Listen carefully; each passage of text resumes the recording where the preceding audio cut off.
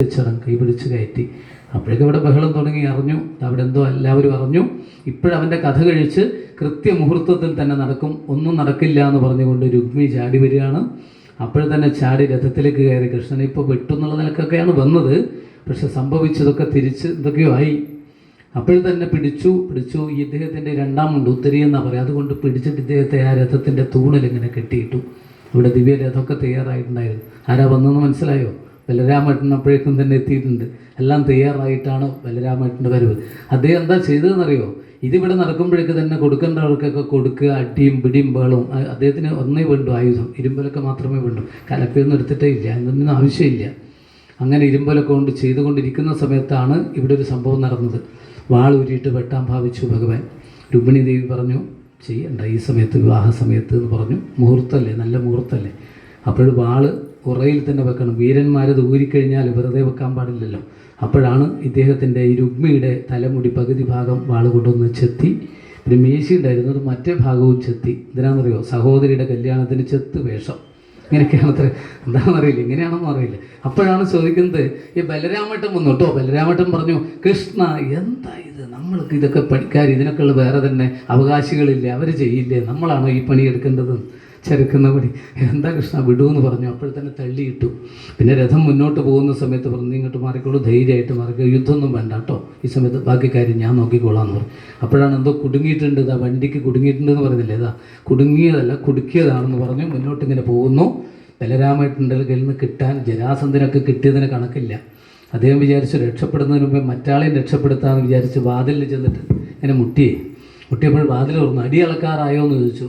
ഈ രണ്ടാം മുണ്ട് പൊക്കിയിട്ട് പറഞ്ഞു, അടി കിട്ടിയ പാടുണ്ട്, അളന്ന് നോക്കിക്കോളൂ, വേഗം രക്ഷപ്പെടുന്നതാണ് നല്ലതെന്ന് പറഞ്ഞു. അങ്ങനെ അദ്ദേഹത്തിന് രക്ഷപ്പെടുത്തി. തൽക്കാലം ആര് രക്ഷപ്പെട്ടു? ശിശുപാലനും രക്ഷപ്പെട്ടു, രുക്മിയൊക്കെ രക്ഷപ്പെട്ടു. ഈ വധമൊക്കെ പിന്നീടാണ് വർണ്ണിക്കുന്നത്. ബലരാമസ്വാമി ആ ഒലക്കയെടുത്ത് ഉയർത്തിപ്പിടിച്ചിട്ട് പറഞ്ഞു, എൻ്റെ സഹോദരൻ ശ്രീകൃഷ്ണൻ്റെ വിവാഹം വളരെ പെട്ടെന്ന് തീരുമാനിച്ചതുകൊണ്ട് നാളെ ദ്വാരകയിൽ വെച്ച് വിധിപ്രകാരം നടക്കും. ബ്രാഹ്മണരുടെ പുരോഹിതരുടെ നേതൃത്വത്തിൽ എല്ലാവരും ഞാൻ ക്ഷണിക്കുന്നു. എല്ലാവരും വന്ന് അനുഗ്രഹിക്കണം, ഭംഗിയാക്കണം. എതിരഭിപ്രായം ഉണ്ടെങ്കിൽ ഇപ്പോഴും പറയണം. ഇതിങ്ങനെ പിടിച്ചിട്ടുമുണ്ട്. ആർക്കെങ്കിലും പറയാൻ പറ്റുമോ? ബലരാമേട്ടനോട് അല്ലേ? ബലരാമൻ എന്നുള്ള പേര് പറഞ്ഞാൽ തന്നെ പ്രശ്നമെല്ലാം കൃഷ്ണൻ പരിഹരിച്ചിരുന്നു എന്നാണ്. നീ ആരാ? ഞാൻ ബലരാമൻ്റെ അനിയനാണ്. അല്ല, വെറുതെ ചോദിച്ചതാന്ന് പറഞ്ഞുള്ള അനുഭവങ്ങൾ ഉണ്ടായിരുന്നു ഗോകുലത്തിൽ. ഇപ്പോഴിതാ ആ വിവാഹത്തിന് എല്ലാവരും ക്ഷണിച്ചു. വിധിപ്രകാരം ദ്വാരകയിൽ വെച്ച് വിവാഹം ചെയ്യുന്ന രംഗത്തിലേക്കാണ് നമ്മൾ എത്തിയിരിക്കുന്നത്. പ്രാർത്ഥിക്കാം. ഇനി ഇവിടെ എന്താണ്, മാലയിട്ട് ആ മുഹൂർത്തത്തിന് നടക്കുന്ന, ബ്രാഹ്മണരുടെ നേതൃത്വത്തിൽ മുഹൂർത്തത്തിന് നടക്കുന്ന വിവാഹ രംഗത്തിലേക്കാണ് കിടക്കുന്നത്. നല്ലതുപോലെ പ്രാർത്ഥിക്കാം. സർവത്ര ഗോവിന്ദനാമ സങ്കീർത്തനം, ഗോവിന്ദ ഗോവിന്ദ.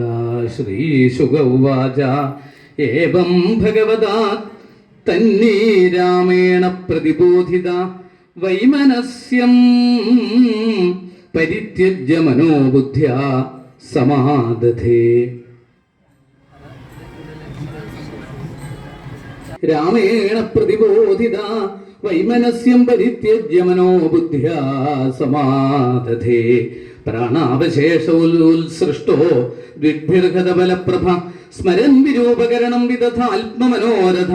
ചക്രേ ഭോജഗടം നാമ നിവാസായ മഹൽപുരം അഹത്വാ ദുർമതിം കൃഷ്ണം അപ്രത്യൂഹ്യ യവീയസിം. കുണ്ടിനെന്ന പ്രവേക്ഷ്യാമീത്യുക്ത്വാ തത്രാവസദൃശ ഭഗവൻ ഭീഷ്മകസുതാമേവം നിർജിത്യ ഭൂമിവാൻ പുരമാനീയ വിധിവതുപയേമേ കുരുദ്വഹ. സർവഗോവിന്ദനാമ സങ്കീർത്തനം, ഗോവിന്ദനാമ സങ്കീർത്തനം, ഗോവിന്ദ ഗോവിന്ദ. ഹരേ രാമ ഹരേ രാമ രാമ ഹരേ കൃഷ്ണ കൃഷ്ണ കൃഷ്ണ ഹരേ ഹരേ. ഹരേ രാമ രാമ രാമ ഹരേ ഹരേ. ഹരേ കൃഷ്ണ